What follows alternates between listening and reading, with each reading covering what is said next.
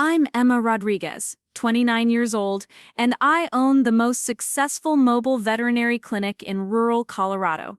Last week, my parents called me in tears, begging me to lend them $40,000 to save their house from foreclosure.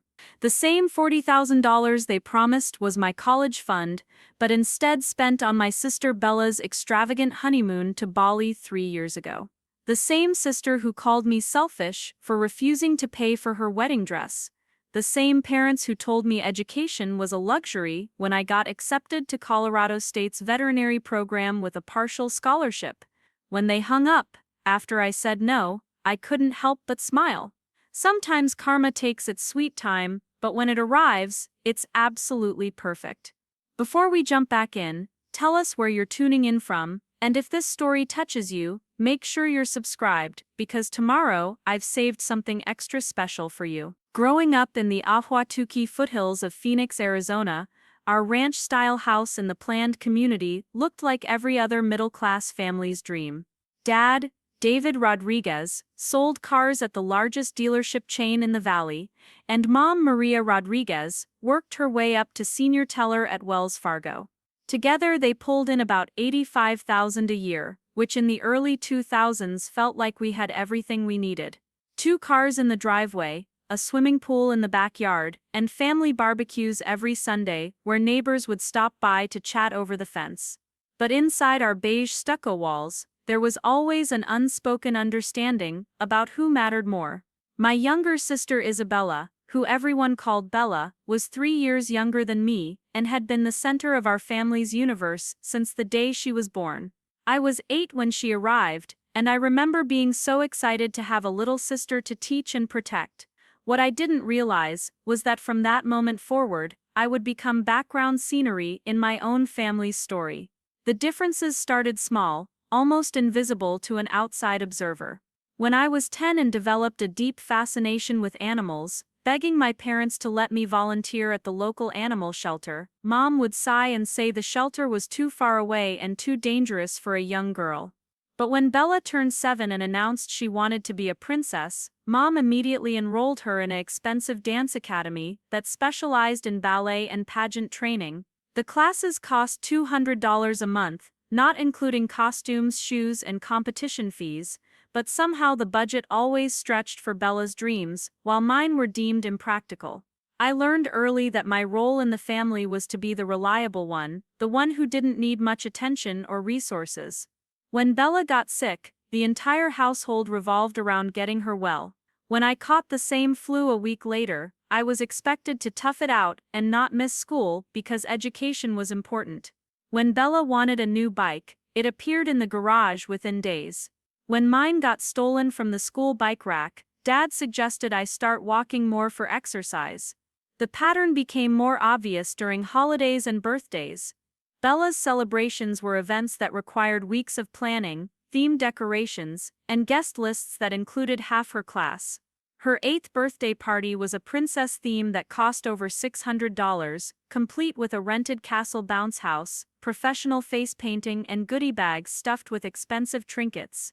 My 11th birthday that same year was acknowledged with a homemade cake and a card with $20 inside. When I asked why my parties couldn't be bigger, Mom explained that I was more mature and didn't need all the flash and excitement that helped Bella feel special. Christmas mornings told the same story year after year. Bella's side of the tree would be overflowing with wrapped boxes containing the latest toys, clothes from expensive stores, and gadgets she'd seen in commercials. My pile was smaller but practical: books about animals, school supplies for the upcoming semester, and maybe one toy that was educational rather than fun. Dad would always pat my shoulder and tell me I was getting gifts that would help me succeed in life, while Bella got things that made her happy in the moment. I started to believe that wanting happiness in the moment was selfish, that I should only value things that served a long-term purpose. By middle school, the financial disparity between how my parents treated us became impossible to ignore. Bella had developed an interest in fashion and social media, even though she was only 11 years old. Mom bought her a professional camera and ring light setup so she could practice taking selfies and outfit photos. When I expressed interest in taking photography classes to document wildlife, Dad said cameras were too expensive and I should focus on my grades instead. Bella got a monthly allowance of $50 for completing basic chores, like loading the dishwasher, while I was expected to do yard work, deep clean bathrooms, and help with grocery shopping without any payment because it was building my character. The summer before my freshman year of high school, I discovered a veterinary camp at the Phoenix Zoo that offered hands-on experience with animal care, medical procedures, and conservation education. The program cost $800 for 2 weeks, and I was absolutely desperate to attend. I researched every aspect of the program, wrote a 3-page letter explaining why it would help me pursue my dream of becoming a veterinarian, and even offered to pay half the cost with money I'd saved from babysitting neighborhood kids. Mom and Dad said the program was too expensive, and they couldn't justify spending that much money on something that might just be a phase. 2 months later, Bella mentioned wanting to attend a fashion and modeling workshop in Los Angeles that cost $1,200 for 1 week. Within 3 days, Mom had not only enrolled her but also booked a hotel room so they could make it a mother-daughter bonding trip. They spent an additional $600 on new clothes for Bella to wear during the workshop, explaining that she needed to look the part to get the full experience.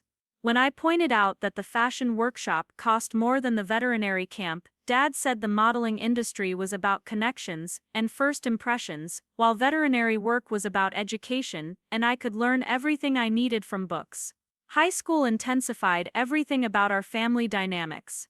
I threw myself into academics and extracurricular activities, maintaining a 4.0 GPA, while participating in Future Farmers of America, Science Olympiad, and volunteering 15 hours a week at Dr. Rebecca Hayes' veterinary clinic downtown. Dr. Hayes became the mentor I desperately needed, teaching me about animal anatomy, surgical procedures, and the business side of veterinary medicine. She was the first adult who took my career aspirations seriously and encouraged me to apply to Colorado State University, which had one of the best veterinary programs in the country. Meanwhile, Bella coasted through high school with C's and B's, spending most of her energy on building her Instagram following and dating different boys every few months. Her social media presence became Mom's obsession, with both of them spending hours planning photo shoots around Phoenix, buying new outfits for content creation, and attending social media workshops that cost hundreds of dollars each.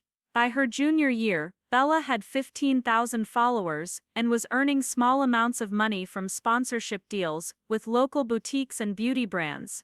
When I turned 16, I asked my parents if I could get a part-time job to start saving money for college and veterinary school. They agreed, but only if it didn't interfere with my grades or my volunteer work at the clinic. I found a position at a local pet supply store, working 20 hours a week cleaning kennels, helping customers, and learning about animal nutrition and care products. The work was physical and sometimes gross, but I loved being around animals all day, and earning my own money gave me a sense of independence I'd never experienced. Bella turned 16 6 months later and immediately demanded a car for her birthday. Not just any car, but a used BMW convertible she'd seen at Dad's dealership that cost $18,000. Mom and Dad spent weeks discussing whether they could afford it, ultimately deciding that Bella needed reliable transportation for her modeling auditions and social media opportunities. They bought the car and surprised her with it on her birthday, complete with a giant red bow tied around the antenna. When I asked, Preparing and narrating this story took us a lot of time, so if you are enjoying it, subscribe to our channel. It means a lot to us. Now back to the story. If I could get a car too, since I was working and could help with insurance payments, Dad said I was already getting plenty of transportation benefits from my job at the pet store and didn't need the distraction of car ownership. The college fund conversation happened during my senior year when I was filling out applications and scholarship forms. I had been accepted to Colorado State University with a partial academic scholarship that covered 60% of my tuition, but I still needed about $25,000 for my first year to cover the remaining tuition, room and board, and living expenses. I had saved $3,000 from my job at the pet store, but it wasn't nearly enough to bridge the gap. One evening in March, I approached my parents with a detailed budget breakdown and timeline for how the college fund money would be used. I had always assumed there was a college fund because mom and dad had mentioned it throughout my childhood, telling me to focus on grades because my education was already taken care of. When I asked to sit down and review the account, both of them exchanged uncomfortable glances before Dad cleared his throat and said they needed to discuss some changes to the original plan. The college fund, they explained, had indeed existed and had grown to about $40,000 over the 18 years since I was born. However, they had encountered some unexpected expenses recently and had to make difficult decisions about how to allocate their resources. Bella had started dating Tyler Mitchell, whose family owned several successful businesses around Phoenix, and their relationship was getting serious. Tyler's family moved in wealthy social circles, and keeping up with their lifestyle required investments that would benefit the entire family's future.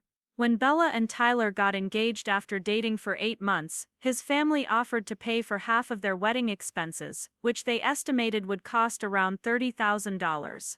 However, they also expected Bella's family to contribute equally to show they were serious about welcoming Tyler into their family. Additionally, Tyler's family had a tradition of gifting newlyweds an extravagant honeymoon as a wedding present, and they expected Bella's family to match their contribution to the honeymoon fund. Dad explained that they had made the difficult decision to use the college fund money to pay for Bella's wedding and honeymoon expenses because this was a once-in-a-lifetime opportunity for our family to connect with Tyler's influential family. The connections Bella would make through marriage could open doors for everyone, including future business opportunities for Dad and social advancement for Mom. My college education, while important, was something I could achieve through loans, scholarships, and part-time work, just like many other students. Mom added that they had researched student loan options and found that veterinary students could borrow enough money to cover their entire education costs. The debt would be substantial, but veterinarians earned good salaries, and I would be able to pay it off within 10 to 15 years after graduation. Bella's opportunity to marry into Tyler's family wouldn't come again, and if they didn't provide the expected financial contribution, the relationship might not survive. I sat in stunned silence as they explained how $40,000 that had been saved specifically for my education was being redirected to fund my sister's wedding and honeymoon. The wedding itself was costing $15,000 from our family's contribution, but the honeymoon to Bali was costing $25,000 for 2 weeks at luxury resorts with private pool villas, spa treatments, and exclusive excursions. Bella had shown them Instagram posts from other influencers who had honeymooned in Bali, and she was convinced that the content she could create there would launch her social media career to the next level. When I tried to argue that my education was an investment in my future just like Bella's marriage, Dad became defensive and said I was being selfish by trying to prevent my sister from having the wedding of her dreams. Mom started crying and said she had hoped I would be more supportive of Bella during such an important time in her life. They reminded me that I had always been the independent one, the one who found solutions to problems instead of expecting others to solve them for me. This was just another challenge for me to overcome, and they had confidence that I would find a way to achieve my goals without requiring family financial support. The betrayal cut deeper than any previous favoritism I had experienced.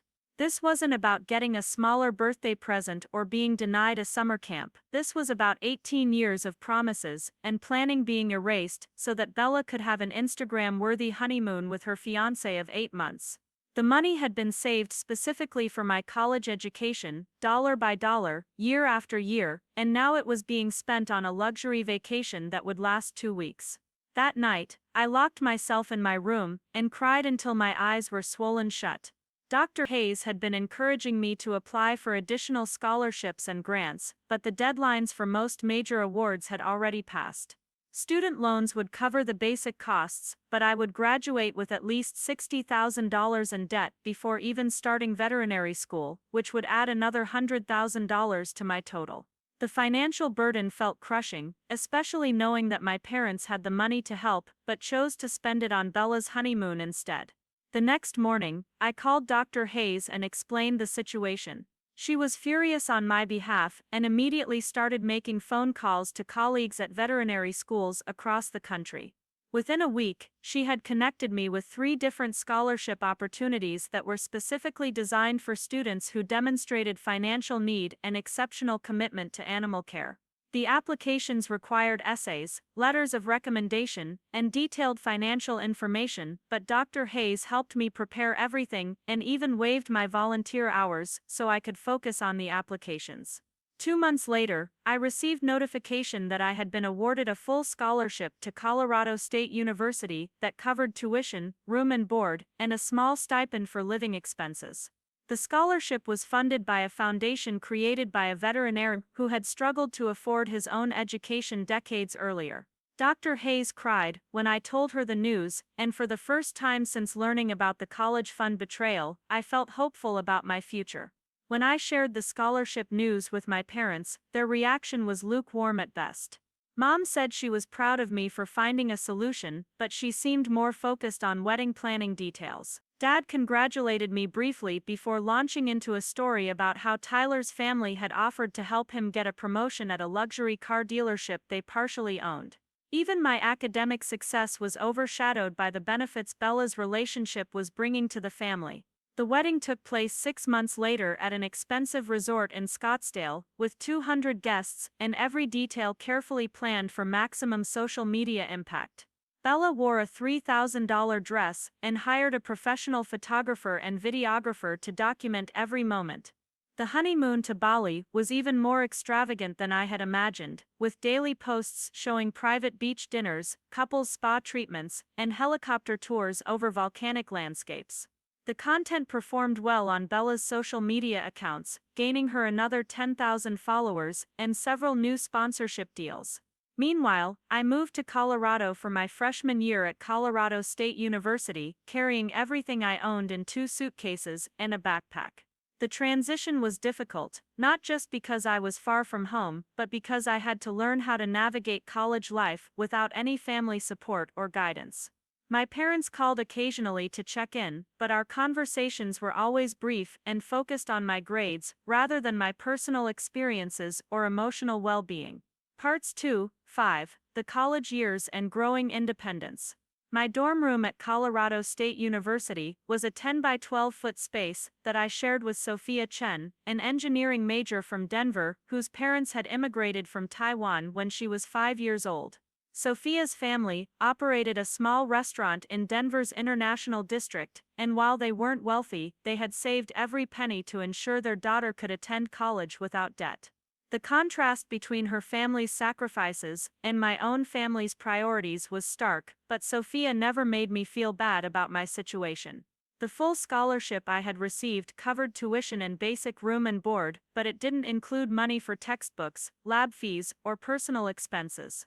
During my first week on campus, I realized that veterinary science courses required expensive textbooks that cost between $200 and $400 each, and the laboratory fees for hands-on animal care courses added another $1,000 per semester. Other students complained about these costs, but most of them had parents who transferred money into their accounts or sent care packages filled with supplies and snacks. I found a work-study position in the university's veterinary teaching hospital, cleaning kennels, and assisting with basic animal care tasks for $12 an hour. The work was physically demanding and often messy, involving mucking out large animal stalls, sterilizing surgical equipment, and restraining anxious animals during examinations. My shifts started at 5 in the morning and ended at 9, giving me just enough time to shower and grab breakfast before my first class at 10. The early mornings were brutal, especially during Colorado's harsh winters when temperatures dropped below zero and I had to walk across campus in the dark.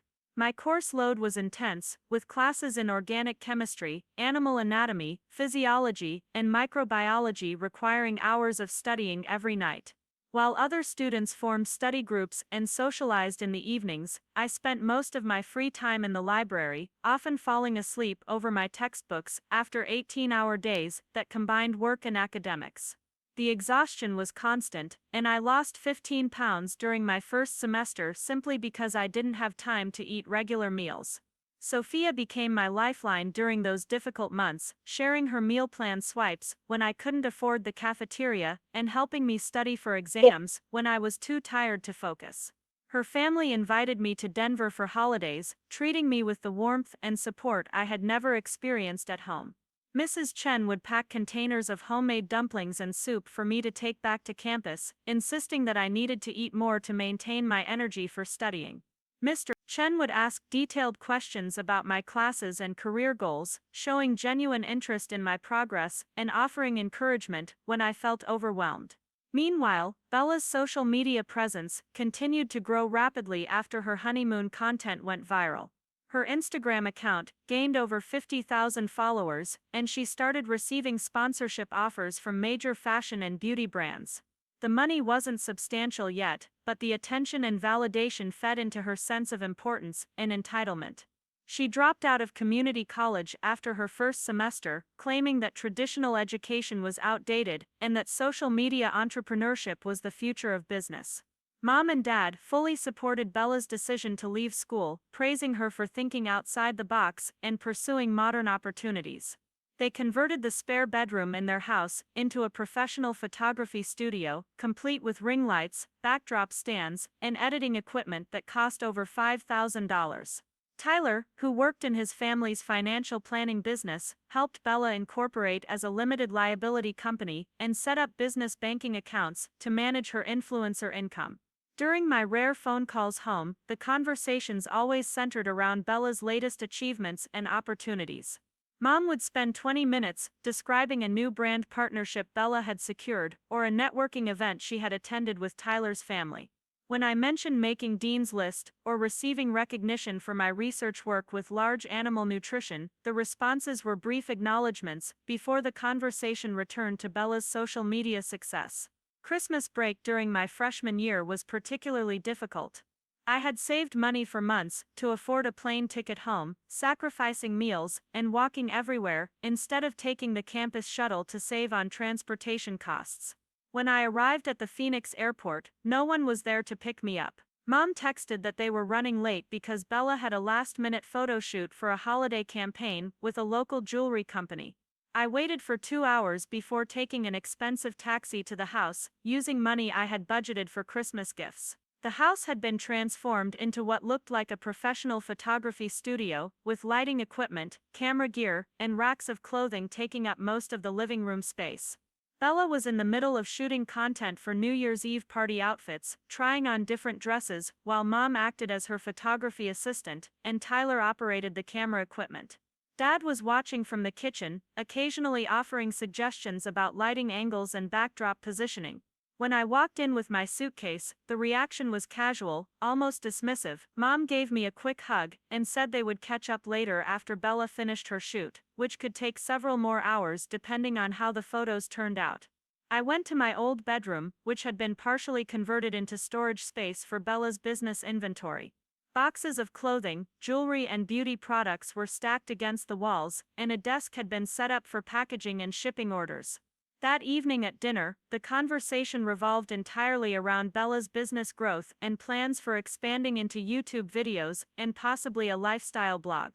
She had been invited to attend several influencer events in Los Angeles and was considering moving there to be closer to major brands and networking opportunities. Tyler's family had connections in the entertainment industry and could potentially help her transition from social media influencing into modeling or acting opportunities. I tried to share updates about my coursework and research projects, but the responses were polite but disinterested. When I mentioned that I had been selected to participate in a summer internship program at a large animal veterinary clinic in rural Montana, Dad said it sounded like I would be spending my summer shoveling manure on a farm. Bella laughed and said she couldn't understand why anyone would choose to work with smelly animals when there were so many glamorous career opportunities available.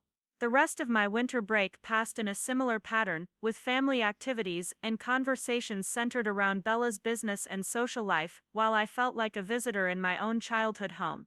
Tyler's family invited our entire family to a New Year's Eve party at their country club, where I felt completely out of place among their wealthy friends and business associates. Bella glowed in the attention and compliments about her social media success, while I stood awkwardly in a borrowed dress, trying to make small talk with people who seemed genuinely confused about why anyone would want to become a veterinarian. Returning to Colorado State for my spring semester felt like coming home in a way that Phoenix no longer did. The campus was covered in snow, and the mountain views reminded me why I had fallen in love with Colorado during my first visit. My work at the veterinary hospital had earned me a promotion to a position with more responsibility and better pay, allowing me to assist with surgical procedures and learn advanced animal care techniques that weren't covered in classroom lectures. Dr. Martinez, one of the veterinary professors, noticed my dedication and offered me an opportunity to join a research project studying nutritional interventions for horses with metabolic disorders. The research position came with a small stipend and the chance to co-author academic papers, which would strengthen my applications for veterinary school. The work was fascinating and gave me hands-on experience with diagnostic testing, data analysis, and treatment protocol development. Sophomore year brought new challenges and opportunities. I had been selected as a resident advisor for incoming freshmen, which provided free housing and a meal plan in exchange for mentoring responsibilities and administrative duties. The position required training in crisis intervention, academic support, and community building, skills that would serve me well in my future veterinary career. Living in the residence halls meant I was surrounded by younger students who looked up to me for guidance and support, giving me a sense of purpose and belonging that I had never experienced with my own family. My course load became more specialized, focusing on veterinary-specific subjects like animal pharmacology, pathology, and clinical diagnostics. The material was challenging, but I loved the complexity and the direct application to animal health and welfare. I maintained a high GPA while working 25 hours per week and serving as a resident advisor, a schedule that left little time for socializing but kept me focused on my long-term goals. During spring break of my sophomore year, instead of going home to Phoenix, I stayed on campus to complete extra research work and save money on travel expenses. Sophia invited me to spend a week with her family in Denver, where I helped out at their restaurant and experienced what a supportive family dynamic actually looked like. Her parents asked detailed questions about my studies and career plans, celebrated my academic achievements, and treated me like a valued family member rather than an inconvenience. The contrast became even more apparent when Bella called during that week to complain about her latest crisis. She and Tyler had broken up temporarily after he discovered that she had been secretly meeting with talent agents in Los Angeles without telling him. The breakup threatened her access to his family's social connections and financial support, which had become essential to maintaining her lifestyle and business operations. She was panicking about losing followers and sponsorship deals if people found out about the relationship drama. Mom called me several times during that week, asking if I could provide emotional support to Bella during this difficult time. She suggested that I call Bella and offer sisterly advice about relationships and career decisions, despite the fact that we hadn't had a meaningful conversation in over 2 years. When I pointed out that Bella had never shown interest in my life or offered support during my own challenges, Mom said I was being petty and holding grudges instead of being the mature, responsible sister that Bella needed. The phone calls from home became increasingly frustrating as my parents pressured me to reach out to Bella and provide the emotional support they couldn't seem to offer themselves. They seemed to view me as a resource that could be deployed whenever Bella encountered difficulties, despite the fact that I was dealing with my own stress and challenges as a college student working multiple jobs to survive financially. The expectation that I should prioritize Bella's emotional needs over my own academic responsibilities felt like a continuation of the childhood pattern where my needs always came second. By the end of my sophomore year, I had earned recognition as one of the top students in the veterinary science program and had been offered additional research opportunities for the summer. Instead of returning to Phoenix, I accepted a paid internship at a large animal clinic in rural Montana, where I would gain experience with cattle, horses, and other livestock while earning money to cover my expenses for the following year. The work would be physically demanding and would require living in a small apartment above the clinic, but it represented exactly the kind of hands-on experience I needed to strengthen my veterinary school applications. When I called home to explain my summer plans, the response was typically lukewarm. Dad said it sounded like hard work for low pay, and Mom wondered why I couldn't find an internship closer to home so I could spend time with family during the summer. Neither of them seemed to understand that this internship was a significant opportunity that could influence my entire career trajectory, or that the experience I would gain was worth more than the modest salary I would earn. Bella, who had reconciled with Tyler and was planning a move to Los Angeles to pursue entertainment industry opportunities, couldn't understand why I would choose to spend my summer in rural Montana when I could be networking in major cities and building social media presence. Her perspective on career development was entirely based on connections, appearances, and social media metrics, concepts that had no relevance to veterinary medicine but seemed to be the only measures of success that my family understood or valued. The summer in Montana turned out to be transformative in ways I hadn't anticipated. Dr. Jackson, who owned the clinic, was a second-generation large animal veterinarian who had built his practice serving ranchers and farmers across a 100-mile radius. The work was physically demanding, often requiring 12-hour days that involved driving to remote farms, restraining 1,000-pound animals, and performing medical procedures in challenging outdoor conditions. I learned to suture wounds on horses that had injured themselves on barbed wire fences, administer medications to cattle that required careful calculation based on body weight and health status, and assist with emergency surgeries in barn settings that had been hastily converted into operating rooms. Dr. Jackson became a mentor who challenged me to think critically about animal health, business management, and the ethical responsibilities of veterinary practice. He taught me that being a successful veterinarian required not just medical knowledge, but also communication skills, business acumen, and the emotional resilience to deal with life and death decisions on a daily basis. The farmers and ranchers I worked with treated me with respect and appreciation, valuing my knowledge and dedication in ways that my own family never had. Living independently in Montana gave me perspective on my family relationships and the patterns that had shaped my childhood. For the first time, I was surrounded by people who valued hard work, practical skills, and genuine achievement over social media presence and superficial connections. The ranchers I worked with measured success by the health of their animals, the productivity of their land, and their ability to provide for their families through honest work. These values resonated with me in ways that Bella's influencer lifestyle never could. During my junior year, I threw myself into preparing for veterinary school applications, a process that required maintaining excellent grades while studying for entrance exams, completing additional research projects, and gaining more clinical experience. The competition for veterinary school admission was intense, with most programs accepting less than 10% of applicants. I knew that my background and experiences had prepared me well, but the application process itself was expensive and time-consuming. Application fees for veterinary schools averaged over $100 each, and I applied to 8 programs across the country to maximize my chances of acceptance. The cost of taking required entrance exams, traveling to interviews, and submitting transcripts and recommendation letters added up to over $2,000, money I had to save by working extra shifts and cutting back on already minimal personal expenses.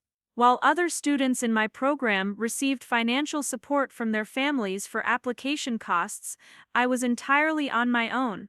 Bella's move to Los Angeles had been funded by Tyler's family, who paid for her apartment deposit, moving expenses, and initial living costs while she established herself in the entertainment industry. She had signed with a talent agency that specialized in social media influencers transitioning into acting and modeling, and she was taking acting classes and attending auditions for commercials and small television roles. Her Instagram account had grown to over 100,000 followers, and she was earning substantial income from brand partnerships and sponsored content. The success of Bella's career transition became a constant topic of conversation during my infrequent phone calls home. Mom and Dad were thrilled about her opportunities in Los Angeles and proud of her growing social media influence. They had visited her twice during her first 6 months in California, taking photos for her Instagram account and meeting with representatives from her talent agency.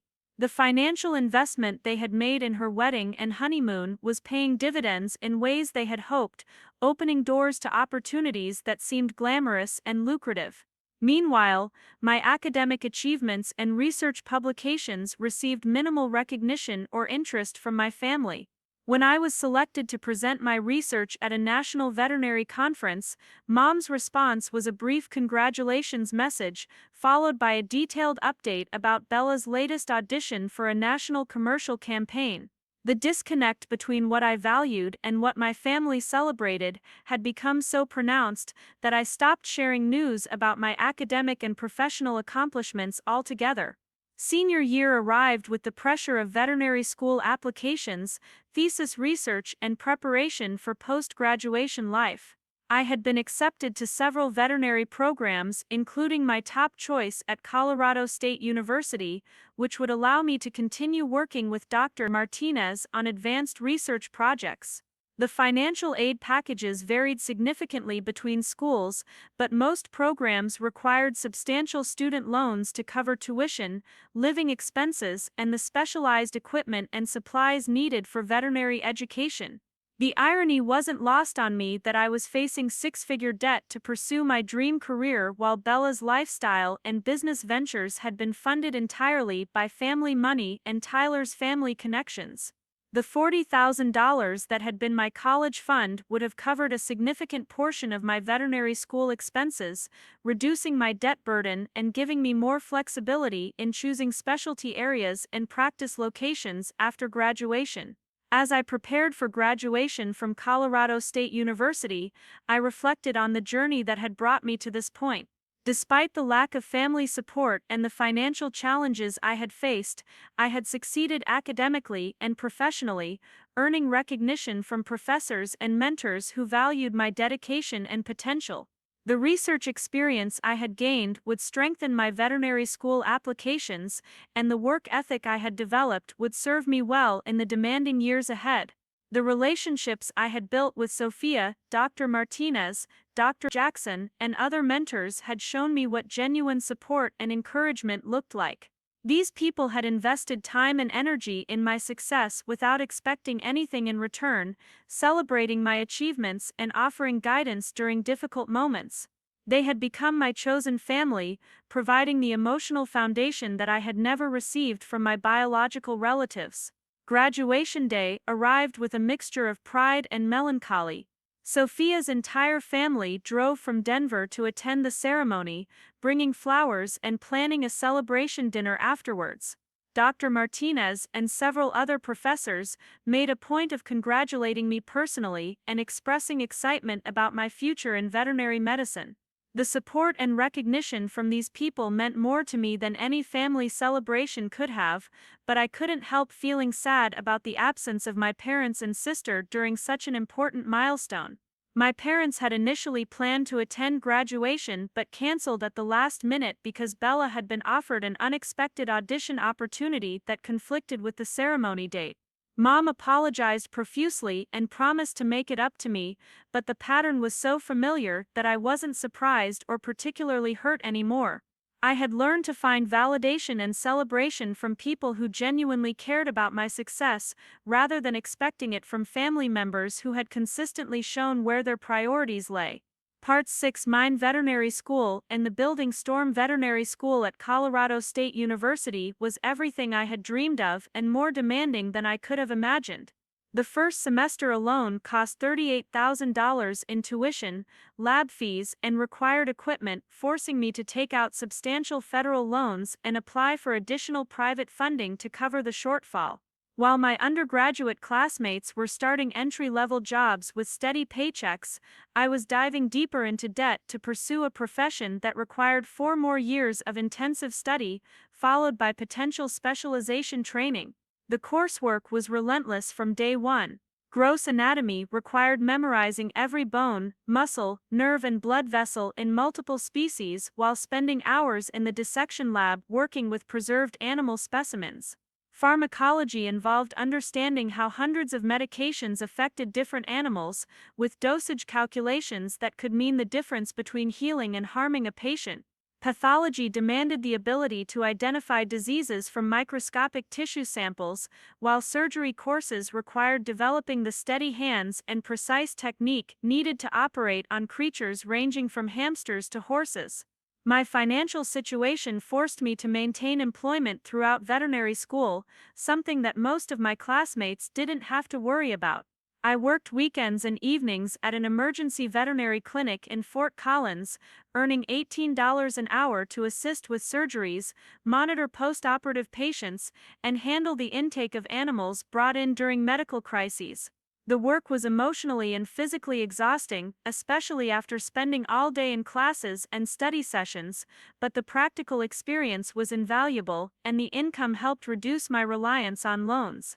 Dr. Sarah Williams, the clinic's chief veterinarian, became another crucial mentor during this period. She had built her career specializing in emergency and critical care, dealing with the most challenging cases that arrived at all hours of the day and night. Under her supervision, I learned to assess trauma patients, assist with complex surgical procedures, and communicate with distraught pet owners during some of the worst moments of their lives. The emotional toll was significant, but Dr. Williams taught me how to maintain professional composure while still showing empathy and compassion. Meanwhile, Bella's entertainment career was gaining momentum in ways that exceeded everyone's expectations. Her social media following had grown to over 300,000 across multiple platforms, and she had landed several commercial campaigns for major beauty and fashion brands. The income from her influencer work now exceeded what many college graduates earned in traditional jobs, and she had been able to upgrade to a luxury apartment in West Hollywood with Tyler, who had relocated to Los Angeles to support her career and explore business opportunities with his family's investment firm. The success of Bella's career became a source of constant pride for my parents, who traveled to Los Angeles every few months to visit and often appeared in her social media content as the supportive, loving family behind her success. Mom had started her own Instagram account to document her experiences as the mother of an influencer, gaining several thousand followers who enjoyed her behind-the-scenes content about Bella's photo shoots, auditions, and lifestyle. Dad had connected Bella with several clients from his dealership who were interested in featuring their luxury vehicles in her content, creating a symbiotic business relationship that benefited both of their careers. During my second year of veterinary school, I was selected for a competitive externship program at the Denver Zoo, working with exotic animals and learning specialized techniques for treating species that most veterinarians never encounter. The program was unpaid but provided incredible experience with everything from routine health examinations of primates to emergency surgery on injured birds of prey. The work required spending entire weekends at the zoo, often sleeping in on-call quarters when animals required overnight monitoring, but the opportunity to work with world-renowned veterinarians in the field of zoo medicine was worth the sacrifice. Dr. Michael Chen, the zoo's head veterinarian, was impressed with my dedication and knowledge, eventually offering me a part-time position that allowed me to earn money while gaining experience that would set me apart from other veterinary students. The job involved assisting with routine animal care, participating in research projects, and helping with educational programs that taught visitors about animal health and conservation. The combination of clinical work, research, and public education aligned perfectly with my long-term career goals and provided a sense of purpose that went beyond just treating individual animals. However, the demanding schedule of veterinary school, part-time work, and externship responsibilities left me physically and emotionally drained. I was averaging 4 hours of sleep per night, surviving on vending machine food and energy drinks, and had developed stress-related health problems including chronic headaches and digestive issues. The isolation was particularly difficult, as I had little time for social relationships or activities outside of my academic and professional commitments. Most of my classmates were forming study groups and friendships that would last throughout their careers, while I was always rushing between obligations and missing social events due to work schedules. The contrast with Bella's lifestyle during this period was stark and painful. Her Instagram stories showed daily activities that included yoga classes, spa treatments, shopping trips, and elaborate meals at trendy restaurants. She and Tyler traveled frequently for both business and pleasure, visiting exotic locations for sponsored content creation and attending industry events where they networked with celebrities and business executives. The financial freedom and social opportunities that defined her life seemed like an entirely different universe from my existence of constant work and financial stress. During my rare phone conversations with family, the disparity in interest and support became increasingly obvious. Mom would spend 30 minutes describing Bella's latest brand partnership or audition opportunity, asking detailed questions about my opinion of her career choices and whether I thought she was making smart business decisions. When I mentioned significant milestones in my veterinary education, such as successfully completing my first solo surgery or publishing research in a peer-reviewed journal, the responses were brief and quickly followed by redirections to Bella-related topics. The emotional distance I felt from my family became more pronounced during holiday visits, which I could rarely afford both financially and academically. Veterinary school didn't follow traditional semester schedules, with clinical rotations and externships requiring availability during times when other students were on break. When I did manage to visit Phoenix, the house had been further transformed to accommodate Bella's business needs, with professional photography equipment permanently set up in multiple rooms and shipping areas for her merchandise organized in the garage. Tyler's presence during family gatherings added another layer of complexity to the dynamics. His family's wealth and social connections had elevated the entire Rodriguez family's lifestyle and expectations. Dad had been promoted to a management position at a luxury car dealership owned by Tyler's uncle, significantly increasing his income and status within the automotive industry.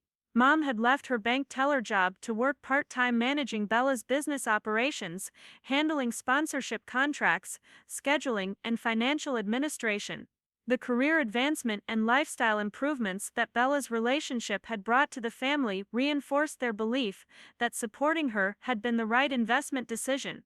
Third year of veterinary school brought clinical rotations that required 12-hour days at teaching hospitals and private practices throughout Colorado and neighboring states.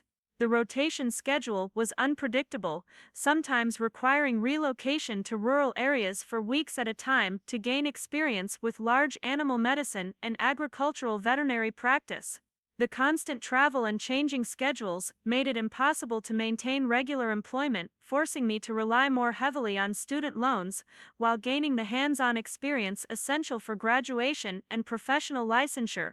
During a particularly challenging rotation in equine medicine, I spent 6 weeks at a thoroughbred breeding facility learning reproductive veterinary techniques and foal care.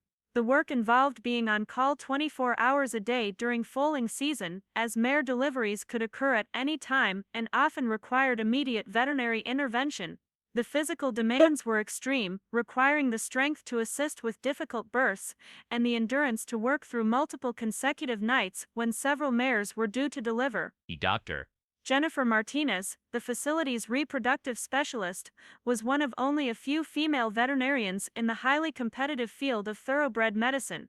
She had built her reputation through years of successful breeding program management and had developed innovative techniques for improving pregnancy rates and foal survival. Under her mentorship, I learned not just the medical aspects of equine reproduction, but also the business and relationship management skills needed to work with high-net-worth clients who had millions of dollars invested in their breeding operations. The experience at the breeding facility was transformative, giving me confidence in my abilities and clarity about my career direction. I discovered a passion for large animal medicine that combined my love of working with animals with the rural, agricultural setting that reminded me of my transformative summer in Montana. Dr.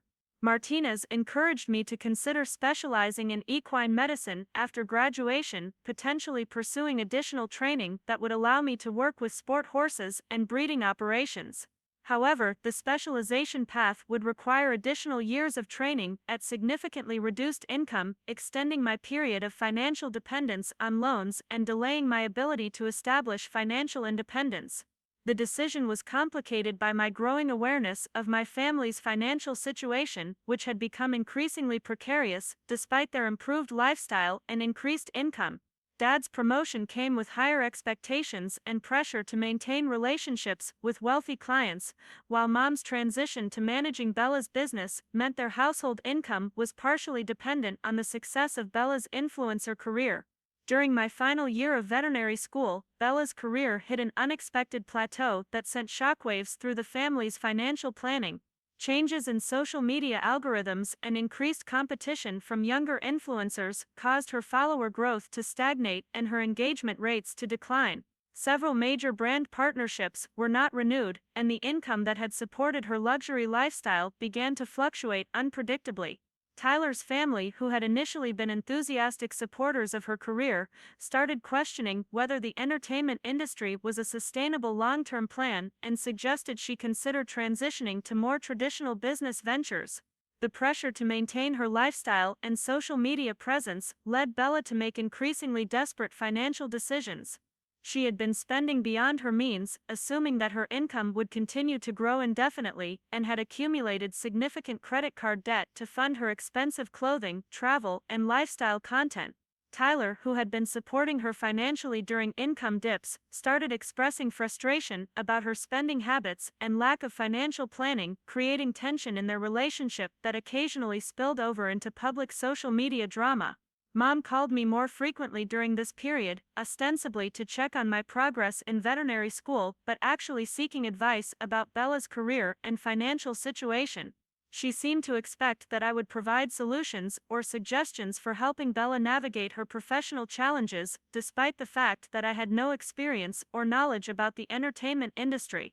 The conversations were frustrating because they highlighted how my family viewed me as a resource to be tapped during crises, while showing little interest in my own goals and achievements. The irony of being asked to provide advice about career management and financial planning wasn't lost on me, given that my family had refused to support my education and career development while fully funding Bella's ventures. I had learned to manage complex budgets, work multiple jobs, and make strategic career decisions out of necessity, but these skills had developed despite my family's lack of support rather than because of their guidance or investment. The request for advice felt like another example of expecting me to give more than I received in the family dynamic. Graduation from veterinary school approached with a mixture of excitement and apprehension. I had accumulated over $200,000 in student loan debt, including undergraduate and veterinary school expenses, interest charges, and living costs that hadn't been covered by part-time work. The debt load was substantial but typical for veterinary school graduates, and I had secured a position at a mixed animal practice in rural Colorado that would provide good experience and a starting salary sufficient to begin loan repayment. Dr. Patricia Thompson, who owned the practice where I would begin my career, had been impressed with my experience in large animal medicine and my research background in equine reproduction. The practice served a diverse client base, including cattle ranchers, horse breeders, small farmers, and pet owners throughout a mountainous region that required significant travel and adaptability.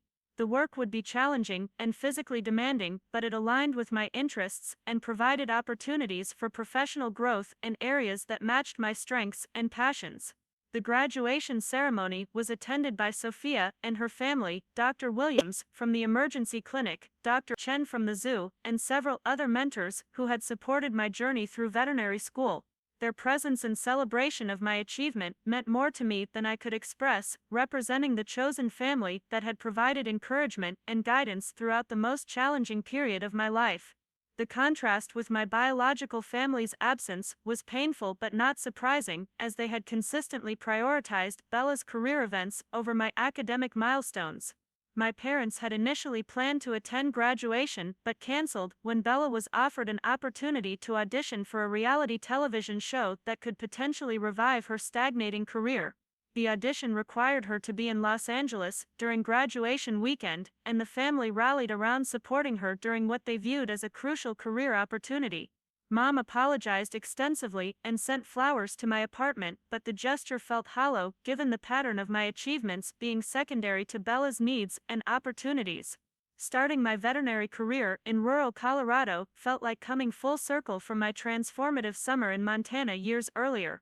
The mountain setting, agricultural community, and focus on large animal medicine created an environment where my skills and work ethic were valued and respected. Dr. Thompson became another mentor who challenged me professionally while providing the support and guidance that helped me transition from student to practicing veterinarian. The work was demanding but fulfilling, giving me a sense of purpose and accomplishment that had been missing during the financial stress and family disappointment of my educational years. The income from my veterinary practice allowed me to begin aggressive repayment of my student loans while maintaining a modest lifestyle in a small apartment near the clinic.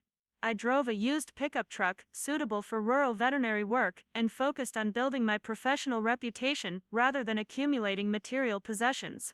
The financial discipline I had learned during years of educational struggle served me well as I prioritized debt reduction over lifestyle inflation, understanding that achieving financial independence would provide security and flexibility for future career decisions.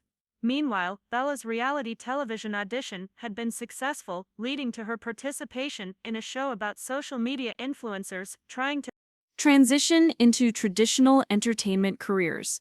The show provided a platform for rebuilding her public profile and potentially attracting new brand partnerships, but it also exposed her personal and financial struggles to a national audience. The reality television format emphasized drama and conflict, often portraying participants in unflattering ways that could damage their long-term career prospects. The stress of being on reality television, combined with the ongoing financial pressure and relationship tension with Tyler, began to take a toll on Bella's mental health and decision-making abilities. She started making impulsive career choices and financial commitments that further destabilized her situation, while the public nature of her struggles made it difficult to address problems privately. Mom and Dad found themselves increasingly involved in crisis management for Bella's career and personal life, traveling to Los Angeles frequently to provide support and attempting to mediate conflicts with Tyler and his family. During this period, I received several calls from Mom asking if I could provide financial assistance to help Bella through her career transition. The requests were presented as temporary loans that would be repaid once Bella's income stabilized, but given the family's history of financial priorities and the deteriorating situation in Los Angeles, I was skeptical about the likelihood of repayment. The irony of being asked to financially support the sister whose opportunities had been funded with my college fund wasn't lost on me, but I had learned to establish boundaries about family financial involvement. My refusal to provide financial assistance to Bella created tension in my already strained relationship with my parents, who viewed my position as selfish and unsupportive. They argued that family members should help each other during difficult times and that my stable income as a veterinarian meant I had the ability to assist without significant hardship. The conversation revealed how little they understood about my financial situation, including my substantial student loan debt and the modest income typical for early career veterinarians, particularly those working in rural practice settings. The expectation that I should prioritize Bella's financial needs over my own debt repayment and career development felt like a continuation of the childhood pattern where my needs and goals were secondary to hers. The family's investment in her career had created financial obligations and lifestyle expectations that were now threatening their own financial stability, but rather than acknowledging the consequences of their choices, they were looking to me as a solution to problems I hadn't created and couldn't reasonably be expected to solve. Parts 10-14. The Reckoning and Sweet Victory. 2 years into my veterinary practice, I had established myself as one of the most reliable large animal veterinarians in the region. My reputation for handling emergency calls in remote locations, combined with my expertise in equine reproduction and cattle health management, had built a client base that stretched across 3 counties. The financial stability allowed me to accelerate my student loan payments while saving money for future investments in equipment and potentially opening my own practice. Life felt balanced and purposeful for the first time since childhood. The call that changed everything came on a Tuesday evening in March while I was finishing emergency surgery on a horse that had been injured in a pasture accident. Mom's voice on the phone was shaking, and I could hear Dad talking anxiously in the background. Bella's reality television appearance had been a disaster, portraying her as entitled and out of touch with regular people. The negative publicity had caused several remaining brand partnerships to drop her, and her social media following had declined rapidly as viewers criticized her attitude and behavior on the show. The financial consequences had been swift and severe. Bella and Tyler had been living in an expensive West Hollywood apartment with a monthly rent of $4,000, funded primarily by her influencer income. When that income disappeared almost overnight, they couldn't maintain their lifestyle or meet their financial obligations. Tyler's family, who had initially been supportive of Bella's career, became increasingly critical of her financial management and began distancing themselves from her business ventures. The relationship strain had led to a temporary breakup, during which Bella had made several impulsive financial decisions that worsened her situation. Mom explained that Bella had moved back to Phoenix after Tyler asked her to leave their shared apartment, bringing with her over $30,000 in credit card debt and no immediate income prospects. The family home had been refinanced 2 years earlier to help fund some of Bella's business ventures, increasing the monthly mortgage payment from $1,200 to $1,800. Dad's income from the luxury car dealership had been partially based on commission from high-end vehicle sales, which had declined due to economic uncertainty and reduced consumer spending on luxury items. The combination of increased housing costs, reduced income, and Bella's financial crisis had created a situation where my parents were struggling to meet their basic monthly expenses. They had already borrowed money from Tyler's family, who were now demanding repayment and threatening legal action if the debt wasn't satisfied quickly. The stress was affecting Dad's health, causing chest pains and sleep problems that had resulted in several emergency room visits. Mom had been forced to take a second job at a retail store to help cover expenses, but the additional income wasn't enough to bridge the gap. As Mom continued explaining their financial crisis, the full scope of their predicament became clear. They needed $40,000 immediately to satisfy the debt to Tyler's family, catch up on mortgage payments that were 3 months behind, and cover Bella's outstanding credit card balances before interest charges made the situation even worse. The amount wasn't coincidental. It was exactly the sum that had been in my college fund before they spent it on Bella's wedding and honeymoon 3 years earlier. The request for financial assistance was presented as a family emergency that required immediate action to prevent losing the house and facing potential bankruptcy. Mom emphasized that they viewed me as their most successful child, the one who had overcome challenges and built a stable career despite the difficulties I had faced. They believed that helping them during this crisis would demonstrate my commitment to family values and my gratitude for the support they had provided during my childhood, despite the fact that this supposed support had been minimal at best. Dad got on the phone to reinforce Mom's plea, explaining that the money would be treated as a loan with a formal repayment plan and reasonable interest rates. He promised that once Bella got back on her feet financially and their income situation stabilized, they would prioritize repaying me before addressing any other financial obligations. The desperation in his voice was genuine, but the promises felt hollow given their history of prioritizing Bella's needs over financial responsibility and their complete lack of support during my educational and career development. The conversation lasted over an hour, with both parents taking turns explaining different aspects of their financial crisis and emphasizing the urgency of the situation. They had already explored other options, including additional bank loans, borrowing against Dad's retirement account, and seeking assistance from other family members, but none of these alternatives could provide the amount needed quickly enough to prevent serious consequences. I was their last hope, the family member with both the financial resources and the moral obligation to prevent the family from losing everything. When they finished their presentation, I sat in silence for several minutes, processing the magnitude of what they were asking and the complex emotions their request had triggered. The $40,000 they needed represented nearly 2 years of aggressive student loan payments and careful saving, money I had earned through years of exhausting work schedules and financial sacrifice. More importantly, it was the exact amount they had chosen to spend on Bella's luxury honeymoon instead of supporting my education, a decision that had forced me into debt and years of financial struggle. My response was calm but firm. I told them I understood their situation was serious and that I sympathized with the stress they were experiencing. However, I couldn't provide the financial assistance they were requesting, both because of my own financial obligations and because I didn't believe it would solve the underlying problems that had created their crisis.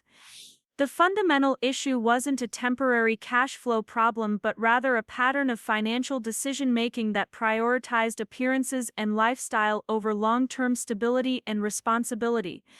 The reaction was immediate and intense. Mom started crying, saying she couldn't believe I would abandon my family during their darkest hour. Dad's voice became angry and accusatory, questioning how I could be so selfish and ungrateful after everything they had done for me throughout my life. They reminded me of the sacrifices they had made as parents, the roof they had provided over my head, and the values they had taught me about the importance of family loyalty and mutual support during difficult times. Bella, who had apparently been listening to the conversation, took the phone and launched into an emotional appeal that quickly turned into an attack on my character and priorities.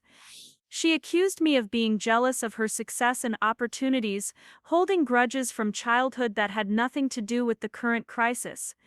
According to her perspective, I had always been bitter about her achievements and was now using her temporary setback as an opportunity for revenge rather than showing the compassion and support that a loving sister should provide. The accusations continued for another 30 minutes, with each family member taking turns trying different emotional manipulation tactics to convince me to change my mind. They alternated between guilt trips about family obligations, promises about repayment terms, and threats about the consequences of refusing to help. When emotional appeals didn't work, they tried logical arguments about my income level, suggesting that $40,000 was a relatively small amount for someone with my professional earning potential. Throughout this verbal assault, I remained calm and continued to decline their request. I explained that my decision wasn't based on lack of love or concern for them, but rather on practical considerations about enabling financial irresponsibility and my own legitimate financial priorities. I pointed out that the money they were requesting was exactly the amount they had spent on Bella's honeymoon rather than supporting my education, a decision that had created years of hardship for me while funding a luxury vacation that had no lasting value. This comparison triggered an explosive reaction from all three of them. Dad accused me of being petty and vindictive, bringing up ancient history instead of focusing on the current emergency. Mom said I was being cruel and manipulative, using their past mistakes to justify abandoning them when they needed help most. Bella screamed that I was a jealous, bitter person who had never gotten over not being the favorite child and was now punishing the entire family for imagined childhood slights. The conversation deteriorated into personal attacks and emotional blackmail that revealed years of suppressed resentment and unresolved family dynamics. They accused me of thinking I was better than them because of my education and professional success, of being ungrateful for the opportunities they had provided, and of caring more about money than family relationships. The intensity of their anger suggested that my refusal to provide financial assistance wasn't just disappointing but somehow threatening to their self-image and understanding of family hierarchy. When it became clear that I wouldn't change my mind regardless of their emotional manipulation tactics, the conversation took a darker turn. Dad threatened to cut off all contact if I didn't reconsider, saying that children who abandoned their parents during emergencies didn't deserve to be part of the family. Mom said she was ashamed to have raised someone so selfish and cold-hearted, questioning what kind of person could watch their family lose everything when they had the power to prevent it. Bella declared that she never wanted to see or speak to me again, calling me dead to her and promising to make sure everyone knew how I had betrayed the family during their crisis. The call ended abruptly when Dad hung up in anger, leaving me sitting in my truck in the clinic parking lot, emotionally drained but strangely relieved. For the first time in my adult life, I had clearly and definitively established boundaries with my family, refusing to be manipulated by guilt, threats, or emotional blackmail. The experience was painful but also liberating, representing a final break from patterns of dysfunction that had shaped my entire childhood and young adult years. Over the following weeks, I received numerous calls and messages from extended family members who had been recruited to pressure me into changing my mind. Aunts, uncles, and cousins called to express disappointment in my decision and to share their opinions about family loyalty and moral obligations. The messages ranged from gentle encouragement to reconsider to harsh criticism of my character and values. Several family members who had never shown interest in my life suddenly became experts on my financial situation and moral responsibilities. The family's financial crisis continued to deteriorate without my assistance. They were forced to sell the house at a significant loss to avoid foreclosure, moving into a small apartment in a less expensive area of Phoenix. Dad's health problems worsened under the stress, leading to a minor heart attack that required hospitalization and ongoing medical treatment. Mom had to increase her work hours to help cover medical bills and living expenses, while Bella struggled to find employment outside of the social media industry that had rejected her. The consequences of their financial collapse were serious and painful to witness from a distance, but I remained convinced that providing the requested money would have only delayed rather than solved their problems. The fundamental issues of overspending, poor financial planning, and prioritizing image over substance would have continued to create crises that required ongoing financial rescue. My role as the family's emergency fund would have established a pattern that could have continued indefinitely, enabling irresponsible behavior while sacrificing my own financial security and goals. Meanwhile, my veterinary practice continued to grow and thrive. Dr. Thompson had offered me a partnership opportunity that would allow me to purchase a partial ownership stake in the clinic over time, building equity while gaining business management experience. The prospect of practice ownership represented the culmination of years of hard work and financial discipline, providing both professional satisfaction and long-term financial security that wouldn't have been possible if I had depleted my savings to rescue my family from their crisis. 6 months after refusing their request for financial assistance, I received a surprising phone call from Tyler, Bella's ex-fiancé. He had learned about the family's financial situation and my refusal to provide assistance, and he wanted to share his perspective on the dynamics that had led to their crisis. According to Tyler, his family had initially been impressed with Bella's social media success and had viewed her as a potentially valuable business partner who could help them reach younger demographics with their investment and financial planning services. However, as they became more involved in Bella's career and financial management, they discovered a pattern of impulsive decision-making and resistance to financial planning that made her a poor business partner and investment risk. Bella had consistently spent beyond her means, assuming that her income would continue to grow indefinitely without developing backup plans or savings for potential setbacks.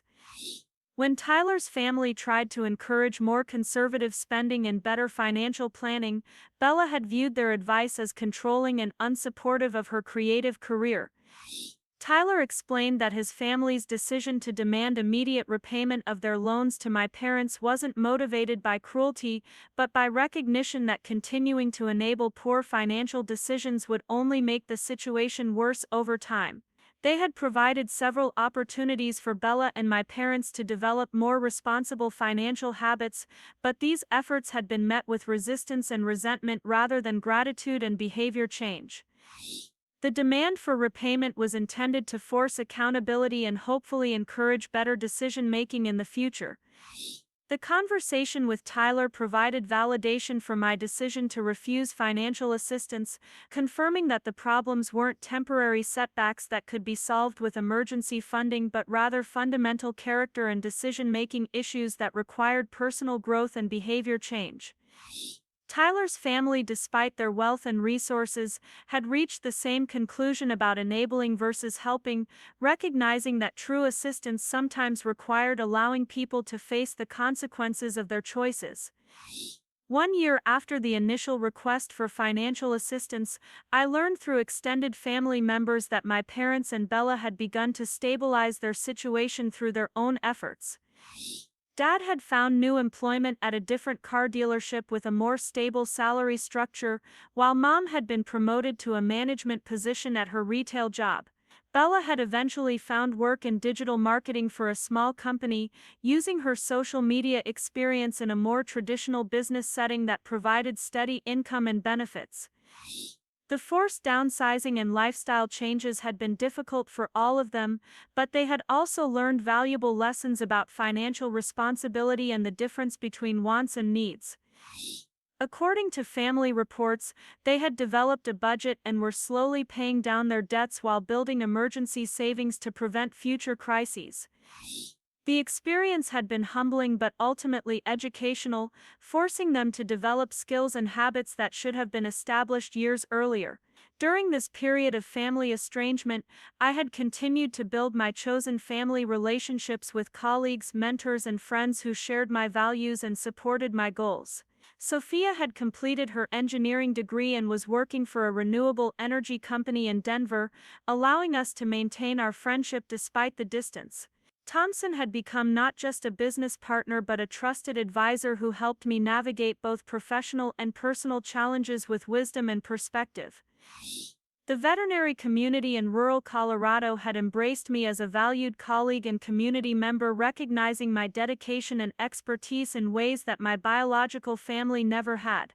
Local ranchers and farmers trusted me with their most valuable animals, calling me for emergency situations and complex medical cases that required specialized knowledge and skills.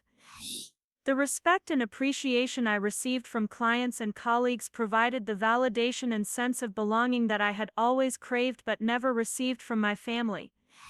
2 years after refusing to provide financial assistance during their crisis, I received an unexpected letter from Mom.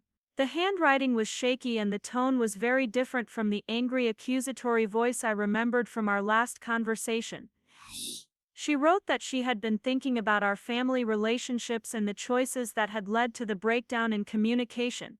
The financial crisis had forced her to examine priorities and decisions that she had previously taken for granted, including the way Bella and I had been treated differently throughout our childhood and young adult years. The letter included an acknowledgement that the college fund money should have been used for my education as originally intended, and that spending it on Bella's wedding and honeymoon had been a mistake that created lasting harm to our relationship.